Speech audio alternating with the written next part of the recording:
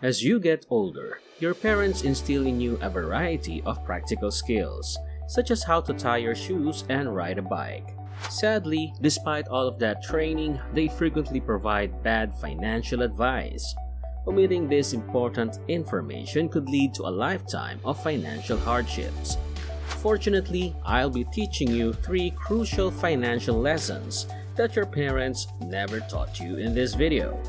But before we get deeper, if you're new to this channel, hit the subscribe button and the notification bell so you don't miss any of our videos. So, without further ado, let's get started. Number 1. Carefully select your information sources. You have undoubtedly ingested some financial nonsense from the media or your education. But let me ask you, how much of it is accurate? I would venture very little. This is why it's a good idea to learn for yourself the money lessons your parents never imparted. We have access to a wide variety of information sources. To name a few, we can obtain it from books, magazines, blogs, seminars, or discussion forums. You must be careful when choosing your sources of information because a lot of our information comes from these sources. Seek out information from those who are trustworthy and have nothing to gain from deceiving you. The internet has made it easier to find trustworthy information sources, but you should still use caution when reading anything you find there. The consistency of your sources' information is important. You don't want them to change their story after seeing one thing for a while. Another thing to look out for are sources with low credibility or those that seem to be biased more. So be wary if the source is too sensationalistic, as this is the case with most gossip blogs. Whatever the case, note that simply because someone has an authoritative website or blog doesn't mean that their information is good. You need to be wary of being pushed to make more common financial mistakes. One common mistake, for example, is credit card debt. Your parents probably never taught you about money, especially about the dangers of credit card debt. Matters get worse when you visit a popular blog that teaches you about the advantages of credit cards. Most people don't understand the negative effects of credit card debt until it's too late, and it pushes many people into bankruptcy. We live in the information age, which means that we are constantly being inundated with information. You must be able to distinguish between good information and information that is bad and could get you into trouble. So-called financial experts offer advice and discuss money-saving strategies that are both pointless and helpful, essentially keeping and increasing the amount of money in your pocket each day. Following someone else's advice isn't always a good idea, especially if they don't have your best interests in mind. There are thousands of experts out there, but the majority of them don't have any real expertise. Why would anyone want to listen to a guru with no prior experience in the financial world when there are so many money experts available? Some financial gurus are top-notch, while others are blatant con artists. Well, a few of them fall somewhere in the middle. You must be skeptical of the gurus who fall somewhere in the middle. I am aware of this for my safety. I usually rely on popular finance books to get a proper education in absorbing major core financial information.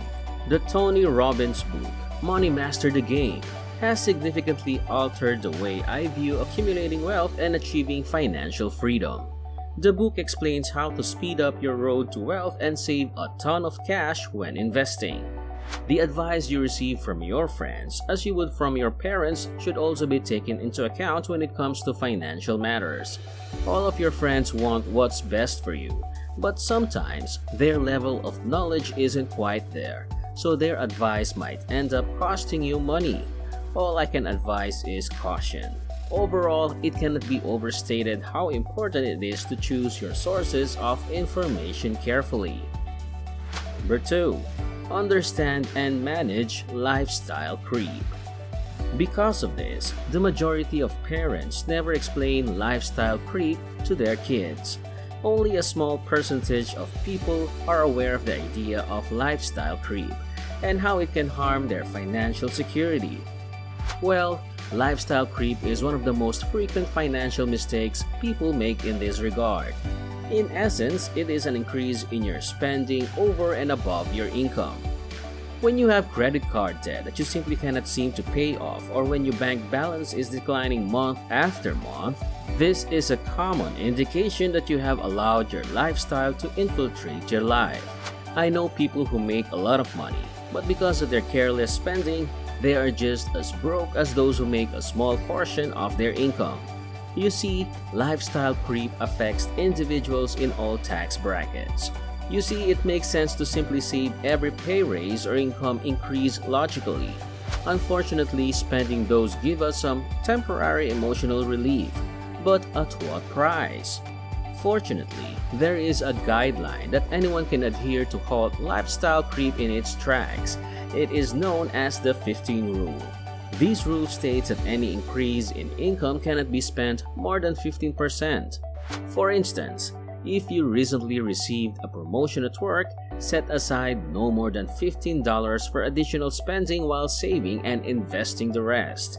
It's time for a lifestyle change if by chance you discover that you are spending more than 15% of your salary increase.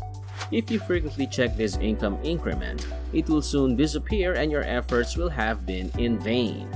Always keep in mind that it's crucial to ground yourself in the principles of finance, one of which is living within your means. By doing this, you can avoid making mistakes altogether and spare yourself the stress that comes with money problems. Number 3. A job won't get you ahead financially. I've made it abundantly clear in many of my previous videos that receiving a salary won't ever make you wealthy. The main cost is the ongoing disparity between wage growth and increases in the cost of living. Jobs will hardly prevent you from going bankrupt, if I am being honest. Even if you work in a highly lucrative industry like STEM or accounting, which is my field, it can be challenging to advance in the world we currently live in. How come though? Stay around and provide more detail on that. You'll learn that having a job is important for getting on your feet and ensuring some level of short-term financial security. Having a job is important. Getting a job is one of the best ways to start earning money. There isn't a more reliable way to make money than a regular full-time job, but it's not the only way to achieve financial independence. You need to learn from this that if you want to succeed financially in life, you probably need more than just a paycheck. To make it work for you, you must develop your investment and decision-making skills. As long as people are living and have continuously growing and shifting needs, there are enough opportunities for income in the world. Therefore, by limiting yourself to a salary, you are doing yourself a disservice. Since health is wealth and vice versa, the harm goes beyond just financial loss. What do you do then? The next step, assuming you already have a job, is to become uneasy about your present financial situation.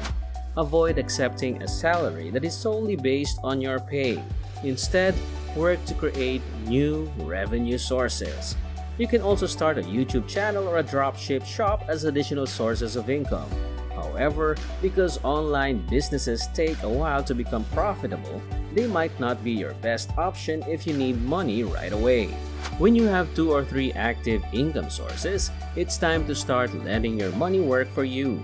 You see, while it's great to put in a hard day's work and earn a living, it's even better to be able to do so with minimal effort. This is where investing comes into play. Without investing, no one, and I mean no one, becomes wealthy. While investing can take many different forms, in this context, I mean making long-term financial investments in assets. Assets like dividend stocks or rental properties are tried and true investments that will increase your cash flow each month as well as your wealth over time. Start by developing sound spending and saving habits because using the full potential of these assets will require some initial investment. Then, as you keep going in this direction, something magical will occur. You will eventually reach a point where you must make a wise choice as your asset base expands, which is what is going to happen. Either give up your active income and rely solely on your assets or keep combining the two and accrue progressively more income over time.